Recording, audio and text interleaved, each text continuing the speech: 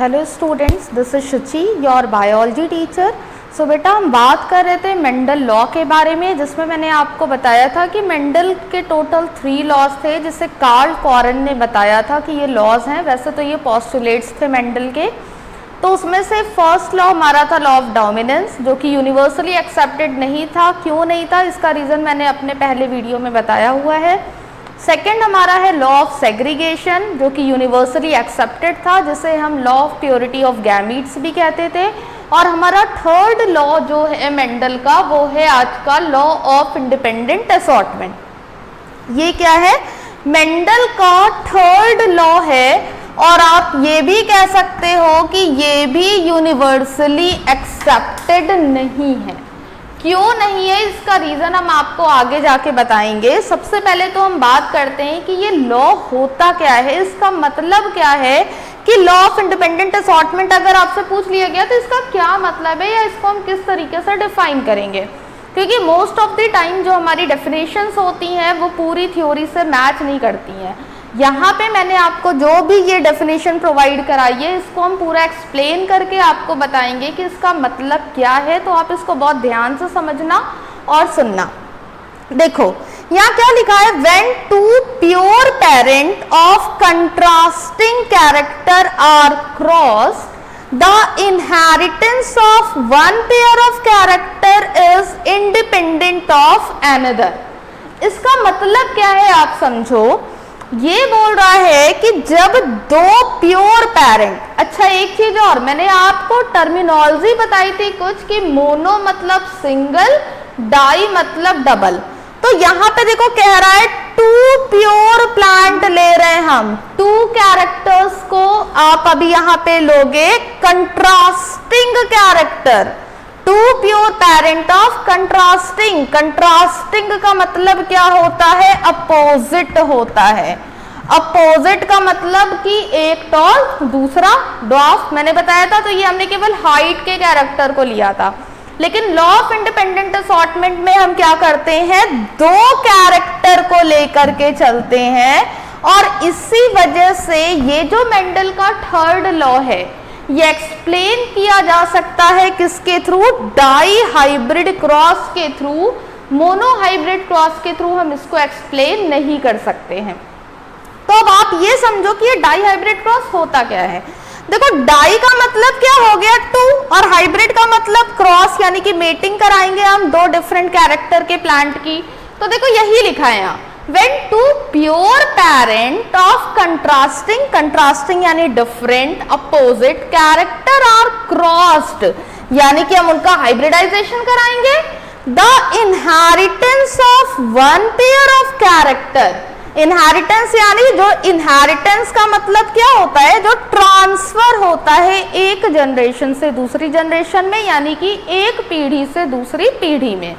Inheritance of one pair of character is independent of another, यानी कि एक pair का जो कैरेक्टर होगा वो दूसरे से क्या होगा, इंडिपेंडेंट होगा। मतलब उस पर डिपेंड नहीं करेगा, वो पूरी तरीके से क्या है, इंडिपेंडेंट है। इंडिपेंडेंट यानी आजाद है, वो उसको कोई फोर्स नहीं कर सकता कि तुमको ये काम करना है। जैसे अब आजकल क्या है, तुम लोग डिपेंड हो पेरेंट्स पे, लेकिन फिर भी कहोगे नहीं हमें जो करना है वही करेंगे। मोबाइल चलाना है तो मोबाइल ही चलाएंगे, खेलना है तो खेलेंगे ही, टीवी देखना है तो टीवी देखेंगे। तो इंडिपेंडेंट हो गए हो, बट एक्चुअल में ऐसा होता नहीं है। देखो तो ये यही कह रहे हैं, when two pure parent of contrasting character are cross, दो डिफरेंट मतलब हमने कंट्रास्टिंग कैरेक्टर लिए, उनका क्रॉस कराया, तो जो इनहेरिटेंस है एक पेयर का वो क्या है, इंडिपेंडेंट है दूसरे से। समझ गए। अब मैंने बोला कि इस वाले लॉ को आप समझ सकते हो किसके थ्रू, डाई हाइब्रिड क्रॉस के थ्रू। डाई का मतलब क्या होता है, टू, हाइब्रिड का मतलब क्रॉस यानी कि मेटिंग। तो हम यहाँ पे दो कैरेक्टर को क्रॉस कराएंगे, जो कि क्या है, सीड के शेप को और सीड के कलर को। जब हमने दो कैरेक्टर लिए, मतलब सीड, आपको मैंने बोला कि मेंडल ने जो अपना एक्सपेरिमेंट परफॉर्म किया था वो गार्डन पी पर किया था, जिसका बोटानिकल नेम होता है पाइसम सटाइवम। तो मटर के पौधे को इन्होंने लिया, उसके दो कैरेक्टर को इन्होंने लिया। एक तो ऐसा मटर का पौधा जिसका जो सीड शेप है वो कैसा है, राउंड और येलो है, समझ गए। और दूसरा कैसा है, रिंकल्ड और ग्रीन है, जिसमें से राउंड येलो ये कैसा कैरेक्टर होगा, डोमिनेंट कैरेक्टर होगा, और रिंकल्ड ग्रीन कैसा कैरेक्टर होगा हमारा, ये होगा रेसेसिव कैरेक्टर। समझ गए। डोमिनेंट वो जो अपीयर होता है, रेसेसिव वो जो सप्रेस होता है, F1 जनरेशन में अपीयर नहीं होता है। इसके लिए मैंने आपको एक वीडियो बताई थी प्रसाद बटने वाली, ठीक है। अब देखो आप, राउंड येलो को हमने कोड किया कैपिटल R से। मैंने आपको बोला है डोमिनेंट कैरेक्टर हमेशा कैपिटल लेटर से लिखते हैं और रेसेसिव हमेशा स्मॉल लेटर से लिखते हैं।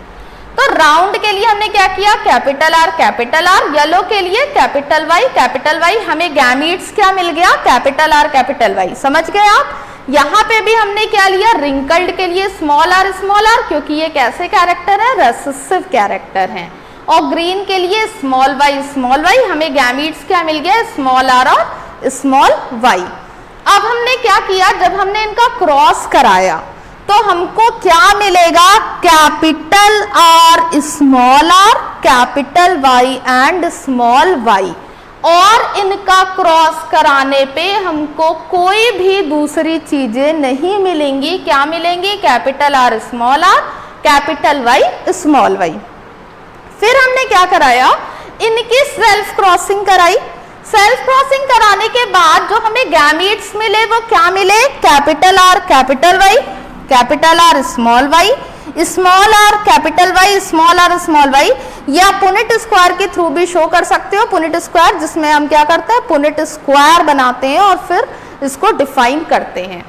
अब ये जो गैमीट्स हैं हम इनका क्रॉस कराएंगे। आपको मैंने बोला था पुनेट स्क्वायर में हम क्या करते हैं, पुनेट स्क्वायर में हम एक तरफ पैरेंटल कैरेक्टर लिखते हैं और एक तरफ मैटरनल कैरेक्टर लिखते हैं। तो अब हम यहाँ पे बनाते हैं अपना पुनेट स्क्वायर। अच्छा, मैं आपको एक बात और बता दूं, इस पर्टिकुलर टॉपिक में जो डाई हाइब्रिड क्रॉस है, देखो हमें यहाँ पे क्या मिला है, capital R, sorry capital Y, second क्या है, capital R, small y, third small r, capital Y and fourth क्या है, स्मॉल r, स्मॉल y। इसी सेम कैरेक्टर को हम यहां पे लिख लेंगे, capital R, capital Y, capital R, small y,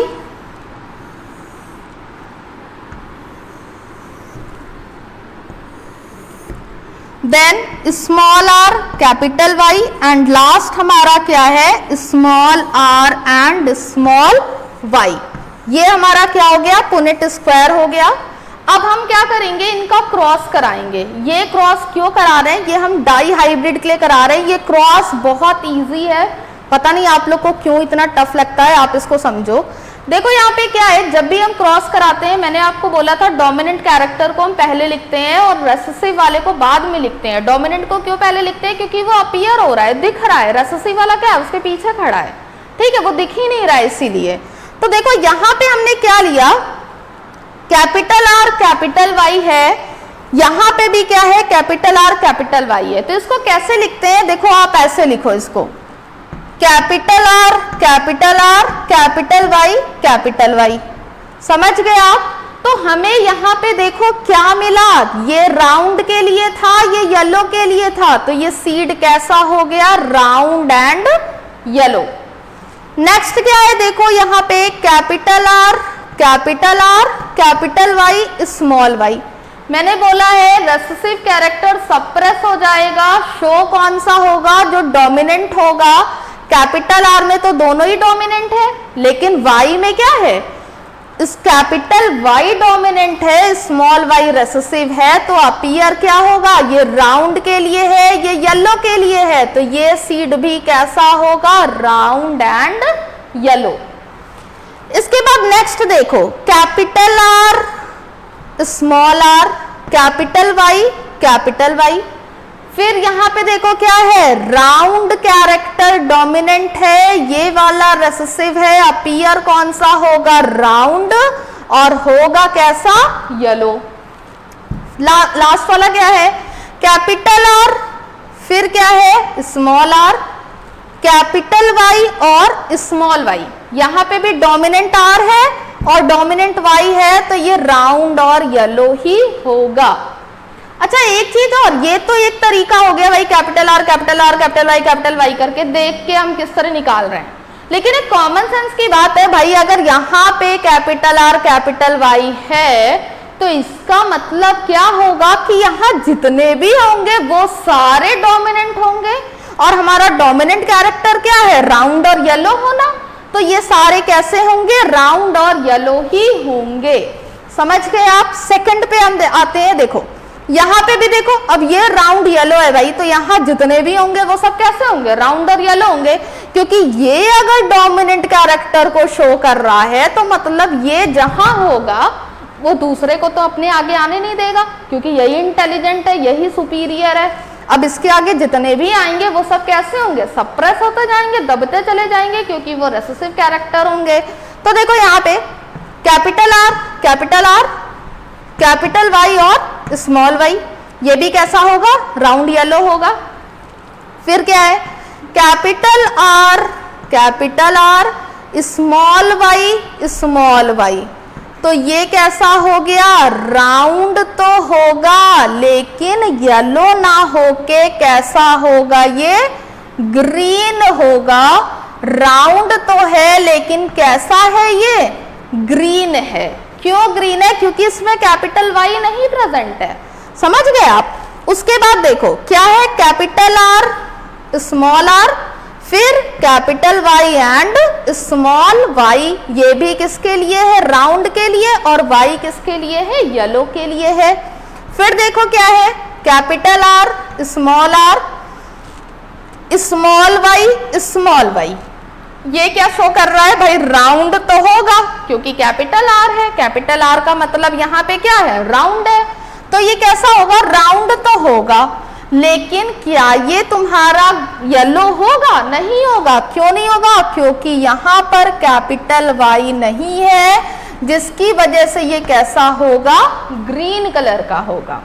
अब दूसरा देखो भाई, capital R small R capital Y and capital Y, ये भी हमारा कैसा होगा, राउंड एंड येलो होगा। नेक्स्ट क्या है देखो, कैपिटल आर फिर small R capital Y and small Y, भाई राउंड भी डोमिनेंट है, कैपिटल वाई भी डोमिनेंट है, तो ये भी कैसा होगा, राउंड एंड येलो ही होगा।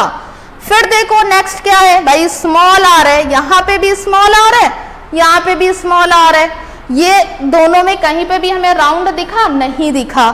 फिर क्या है, क्या स्मॉल आर कैपिटल वाई, यानी कि ये सीड राउंड नहीं है, कैसा है, रिंकल्ड है और येलो है। रिंकल्ड सीड ऐसे नहीं होते, रिंकल्ड का मतलब सिकुड़ा हुआ होता है, लेकिन आप पहचान सको इसलिए मैंने ऐसे बनाया। कोई कोई देखो मटर के दाने एकदम सिकुड़े से होते हैं, बिल्कुल जैसे लगता है मरियल है, उन्हें खाना ही नहीं मिला है, ठीक है, और कोई कोई मटर के दाने बहुत ही हेल्दी होते हैं। तो ये कैसा है, रिंकल्ड है, लेकिन कलर कैसा है भाई, डोमिनेंट है, येलो है, क्योंकि कैपिटल वाई है। नेक्स्ट देखो अब, small R capital Y small Y, ये भी कैसा होगा, रिंकल्ड होगा, लेकिन किस कलर का होगा, येलो कलर का होगा, क्योंकि यहाँ पर कैपिटल वाई प्रेजेंट है। नेक्स्ट हमारा क्या है देखो, यहाँ पे आप capital R small R capital Y and small Y, मतलब ये भी कैसा हो गया हमारा, राउंड एंड येलो हो गया।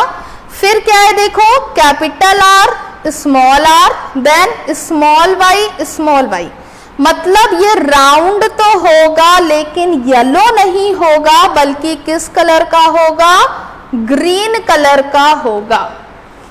फिर क्या है देखो, स्मॉल आर फिर कैपिटल वाई एंड